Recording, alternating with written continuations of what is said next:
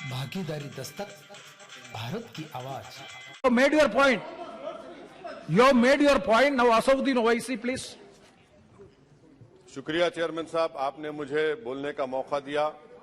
मैं इस तहरीक अदम एतमाद की तायद में खड़ा हूं जिसको टीआरएस पार्टी और हमारी पार्टी ने दिया, जिसको स्पीकर साहब ने कबूल किया। सर, मैं 11 पॉइंट आपके सामने रखूंगा जो मैं बताने की कोशिश करूंगा कि क्यों हम इस तहरीक अदम एतमाद की तायद में और मोदी हुकूमत की मुखालिफत में खड़े हैं। सर, हालिया दिनों में हमारे मुल्क में ट्रेन में एक वर्दीपोश दहशतगर्द ने अपने सीनियर मीना साहब का कत्ल करने के बाद ट्रेन के कंपार्टमेंट में जाकर नाम पूछकर, चेहरे पर दाढ़ी देखकर, कपड़े देखकर उनको कत्ल कर दिया और उसके बाद उसने कहा कि इस देश में रहना है तो मोदी को वोट देना पड़ेगा। मैं हुकूमत से जानना चाहूंगा कि क्या ये अक्सरियती तबके की एक्सट्रीमिज्म और रेडिकलाइजेशन की बेहतरीन मिसाल नहीं है, और अगर है तो फिर हुकूमत इस पर क्या करेगी। सर, हमारे आइन में, संविधान में लिबर्टी ऑफ कॉन्शियस को लिखा गया, तमहीद में, यानी जमीर की आजादी का जिक्र किया गया है। मैं हुकूमत से और खास तौर से वजीर आजम से जानना चाहता हूं कि कहां गया इस हुकूमत का जमीर, कॉन्शियस जिसको अंग्रेजी में कहते हैं, जब नूह में 750 इमारतों को बगैर ड्यू प्रोसेस फॉलो किए उनके इमारतों को मुनज़्ज़म कर दिया गया, और इसलिए कि वो मुसलमान थे, पूरे के पूरे इलीगल थे। इसीलिए पंजाब की हाईकोर्ट, हरियाणा की हाईकोर्ट ने कहा कि ये एथनिक क्लेंसिंग है। इसकी एक बेहतरीन मिसाल है उस हुकूमत की।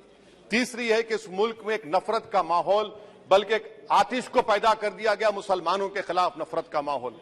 ये 9 साल का इनका ये कारनामा है। तीसरा सर, मणिपुर के ताल्लुक से कल बड़ा लंबा जवाब वजीर दाखिला ने दिया। सर, आसाम राइफल के ऊपर केस बुक हो जाता है, एफआईआर हो जाता है। क्या हो रहा है वहां पर? कहां गया आपका कॉन्शियस, कहां गया आपका जमीर, जब वहां की महिलाओं की अस्मत रेजी की जा रही है? और आप मुख्यमंत्री को नहीं हटाना चाहते इसलिए क्योंकि वो कोऑपरेट कर रहा है। सर, मैं हरियाणा और मणिपुर के वजीर आला के लिए, किसी शायर ने अच्छा कहा था कि कुर्सी है तुम्हारा ये जनाजा तो नहीं, कुछ कर नहीं सकते तो उतर क्यों नहीं जाते।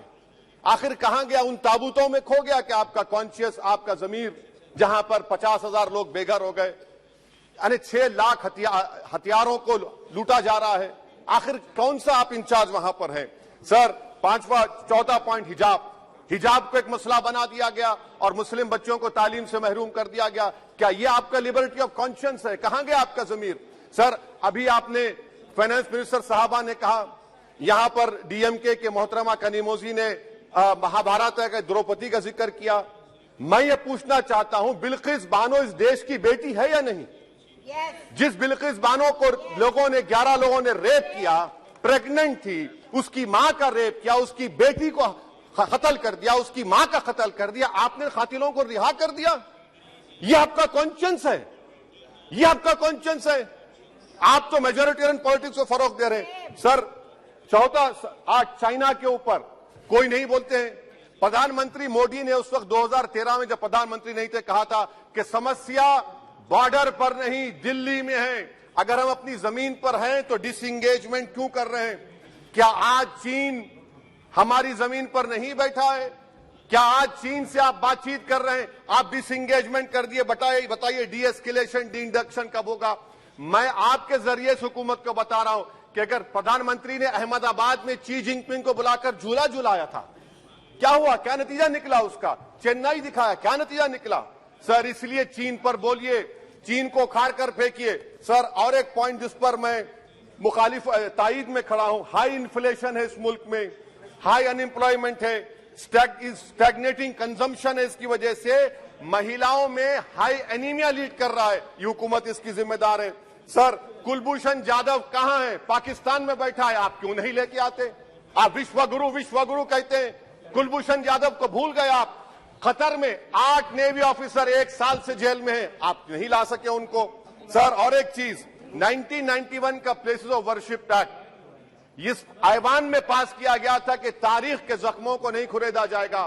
आप खुरोद रहे हैं उनको। मैं आपको इंतबाह दे रहा हूं, वार्न कर रहा हूं, इस मुल्क को 90 के दहे में मत लेकर जाइए।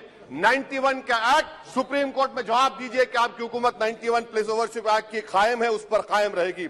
यूसीसी सर, इस यूसीसी का फॉर्मूला क्या है? एक मुल्क में एक मजहब, एक कल्चर, एक जबान। ये तो डिक्टेटरों का फॉर्मूला है। भारत एक गुलदस्ता है, भारत एक मोजाइक है। यहाँ पर बेशुमार जबानें, बेशुमार मज़ाहिब बोले जाते हैं और हिंदू अनडिवाइडेड फैमिली में Now, OIC ji, please try to conclude. Sir I am concluding. 8 crore 75 Hindu खानदानों को 3,800 करोड़ डिडक्शन मिला।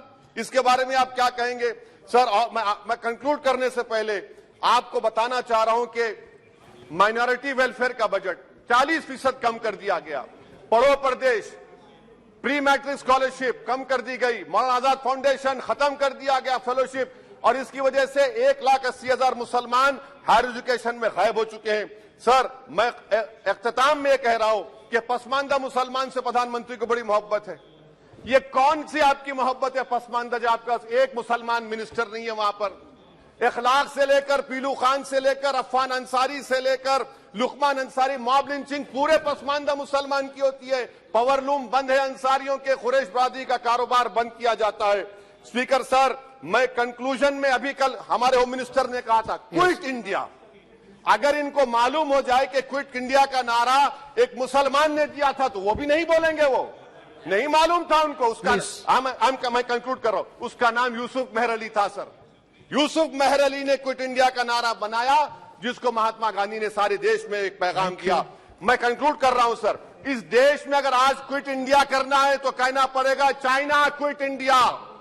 जो गौ रक्षक है, जिसका नाम मोनू है, वो आपके लिए मोनू डार्लिंग बन गया है, उसको कहिए क्विट इंडिया। सर, जो लोग तुष्टीकरण की राजनीति आप कर रहे हैं, आप हिंदू अक्सरियती लोगों में हथियार बांट रहे हैं, ये आप देश के लिए खतरा पैदा कर रहे हैं। Now, तो please, sir, I am concluding.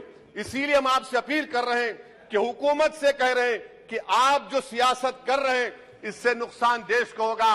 प्रधानमंत्री जब खड़े होकर जवाब देंगे, हम उनसे पूछना चाह रहे हैं, पॉइंटेड क्वेश्चन है, क्या देश बड़ा है या हिंदुत्व गोलवालकर की आइडियोलॉजी बड़ी है? मैं इस तहरीक अदम एतमाद की तायद में खड़ा हूं और हुकूमत की मुखालिफत में। सर, एक आधा मिनट सर, दो लोग, दो महाज है इस मुल्क में, एक चौकीदार है, एक दुकानदार है।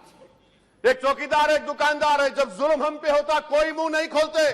यूएपीए का कानून अमित शाह ने लाया, इन दुकानदारों ने तायद की। आज उस यूएपीए का कानून में 83 साल का बुढ़ा सिपर खत्म करो, सिपर नहीं होने से मर गया। आखिर कब तक दुकानदार और चौकीदार हमारी लाशों पर सियासत? सर, हम कंक्लूडिंग, कब तक सियासत करेंगे? अगर आप जुल्म के खिलाफ आवाज नहीं उठाएंगे तो आपकी दुकानदारी नहीं चलेगी, चौकीदार को धन्यवाद श्री तीसरा प्रिंस महाज राज। करेगा। शुक्रिया सर।